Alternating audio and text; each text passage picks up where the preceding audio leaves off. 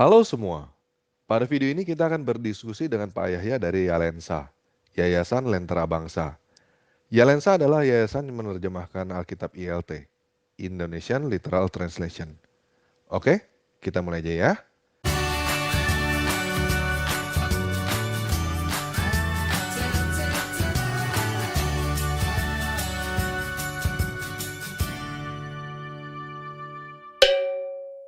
Shalom Pak Yahya, apakah bisa diceritakan dikit apa bedanya Alkitab ILT dengan Alkitab Lai?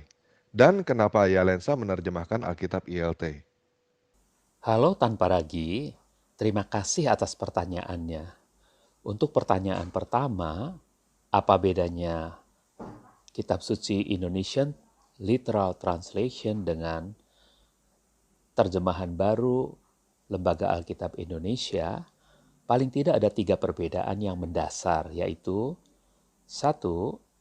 KSILT diterbitkan oleh Yayasan Lentera Bangsa, sedangkan TBLAI diterbitkan oleh Lembaga Alkitab Indonesia. Yang kedua, KSILT memuat nama kudus Tuhan yang ditransliterasi menjadi Yahweh, sedangkan dalam TBLAI, nama Yahweh hanya tertulis di dalam kamus Alkitabnya saja, di bagian tambahan buku Alkitab pada entry kata Tuhan. Yang ketiga, KSILT penerjemahannya lebih kental literalnya dibandingkan dengan TBLAI, sehingga dapat dikatakan bahwa KSILT lebih mirip dengan King James Version. Sebagai contoh misalnya, dalam menerjemahkan kata kerja bahasa Yunani egapesen, to love, mengasihi, yang terdapat dalam Yohanes 3 ayat 16, King James Version dan ILT sama-sama menerjemahkan kata kerja tersebut tetap menjadi kata kerja. Sehingga frase di situ dalam KJV menjadi For God so loved the world. Love di sini pastilah kata kerja. Dan frase di situ dalam ILT menjadi sebab Elohim demikian mengasihi dunia ini. Mengasihi di sini pastilah kata kerja.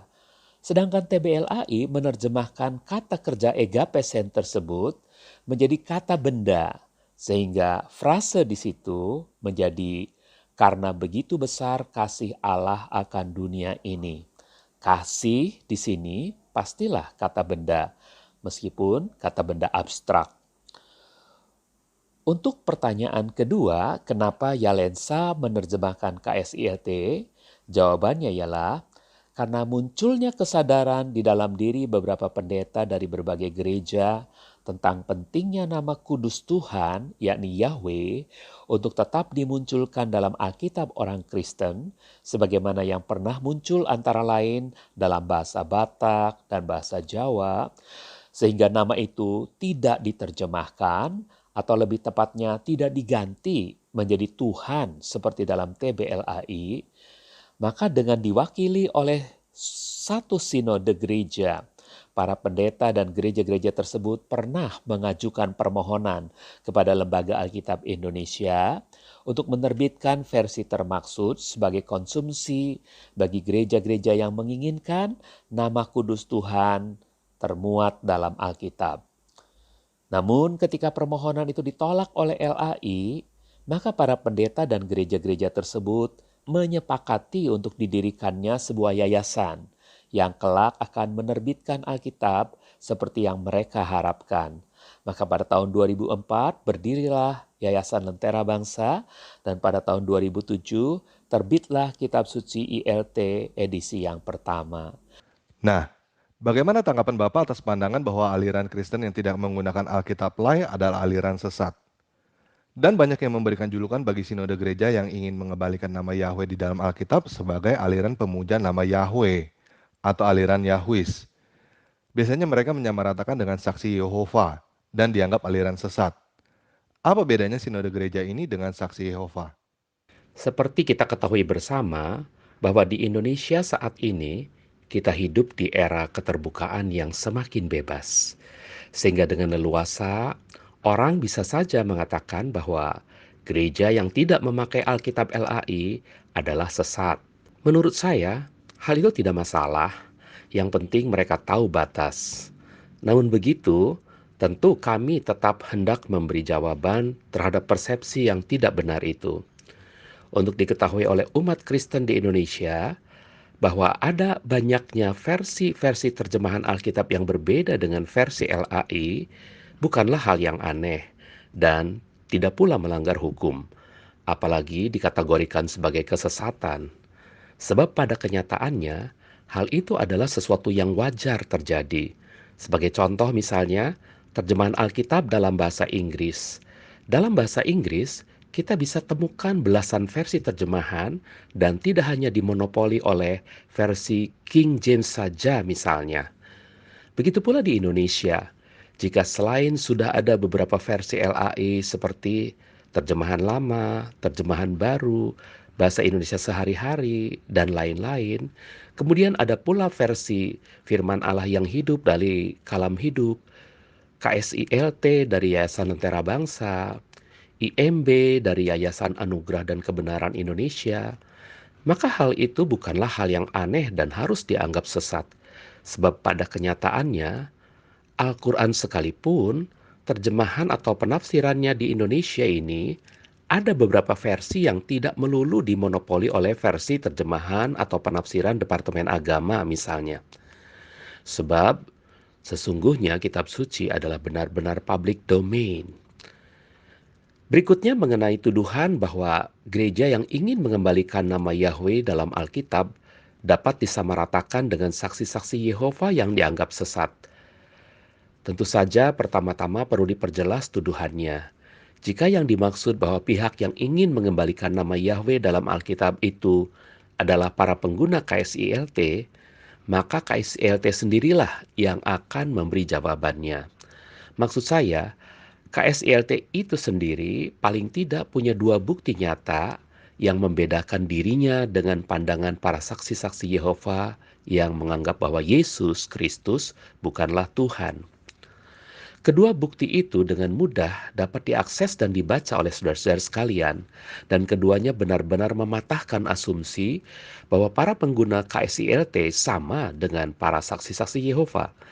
Sebab dalam dua bukti itu, KSILT terlalu dan sangat meninggikan Yesus sebagai Tuhan. Nah, bukti yang pertama dapat saudara baca dalam Wahyu 3 ayat 14 dari KSILT. Di situ saudara-saudara akan mendapati kesimpulan bahwa Tuhan kita, Yesus Kristus, adalah penguasa dari ciptaan Elohim. Padahal ayat tersebut dalam versi TBLAI seringkali dipelintir oleh kaum saksi-saksi Yehova untuk menunjukkan bahwa Yesus adalah ciptaan, bukan sang pencipta. Sebab dalam Wahyu 3 ayat 14 TBLAI tertulis bahwa saksi yang setia dan benar, yakni Yesus, adalah permulaan dari ciptaan Allah. Seakan-akan menunjuk bahwa Yesus adalah bagian dari ciptaan, bagian yang pertama. Nah, bukti yang kedua lebih jelas lagi. Di setiap KSILT menuliskan nama Yesus atau Yesua, maka tertulisnya menggunakan capital letters seluruhnya. Berbeda dengan versi-versi lain yang menulis dengan huruf besar hanya di awal namanya saja. Dan sebagaimana dipahami oleh berbagai versi Alkitab dalam berbagai bahasa, bahwa penggunaan capital letters seluruhnya untuk sebuah nama, hal itu hanya khusus boleh diterapkan untuk nama Tuhan, bukan untuk makhluk ciptaan. Di sini sekali lagi, KSILT membuktikan bahwa Yesus atau Yesua adalah Tuhan, bukannya makhluk ciptaan. Demikianlah jawaban kami, kiranya tanpa ragu menjadi maklum. Terima kasih atas perhatian semuanya. Tuhan Yesus memberkati. Oke, terima kasih Pak Yahya atas penjelasannya. Tuhan Yesus memberkati pelayanan Bapak. Nah, buat teman-teman yang ingin membaca Alkitab ILT ini, teman-teman bisa membacanya secara gratis melalui aplikasi di alkitab.app. Atau teman-teman bisa beli versi cetaknya melalui kontak person yang ada di deskripsi video ini. Dan supaya teman-teman jelas tentang aliran restorasi nama Yahweh ini, saya mau membacakan pengakuan iman dari Gereja Pemulihan Firman yang merupakan salah satu gereja yang termasuk aliran restorasi nama Yahweh. Saya beriman kepada Yahweh Tsebaot, Elohim pencipta langit dan bumi, penguasa alam semesta adalah segala-galanya. Saya beriman kepada Adonai Yeshua HaMashiach sebagai satu-satunya juru selamat manusia, yaitu manifestasi dari kasih Yahweh kepada manusia, satu pribadi dan satu hakikat, dalam kurung ehad, dengan Bapa Yahweh yang memberikan pengampunan dosa dan memberikan hidup kekal. Saya beriman kepada Ruach HaKodesh sebagai roh Yahweh yang berdiam dalam hidup manusia, yaitu Immanuel, untuk membimbing dan memberi hikmat. Saya beriman bahwa Yeshua HaMashiach akan datang lagi untuk menjemput orang yang beriman kepada Bapa Yahweh dalam Yeshua HaMashiach dan Ruach HaKodesh. Nah, buat teman-teman yang mau bertanya apakah tanpa ragi termasuk aliran restorasi nama Yahweh? Jawabannya adalah bukan. Apakah tanpa ragi adalah saksi Yehova? Jawabannya juga bukan. Apakah tanpa ragi adalah pemuja nama Allah? Apalagi itu, jelas bukan. Tanpa ragi independen, tidak terikat pada sinode atau denominasi gereja manapun, dan tidak berminat untuk membuat sinode atau denominasi gereja baru. Karena kita semua satu dalam Yesus Kristus, walaupun kita berbeda. Kami terbuka untuk bekerja sama dengan gereja aliran manapun. Jadi buat teman-teman yang ingin bekerja sama dengan kami, silakan kirim email ke openbiblika@gmail.com. Dan teman-teman yang ingin mendukung pelayanan kami, sekarang teman-teman bisa memberikan persembahan kasih melalui aplikasi Dana dengan nomor 0877 8899 5345 atau menjadi patron kami melalui patreon.com/openbiblika. Oke, sekian video kali ini. Yesus Kristus penguasa kita memberkati.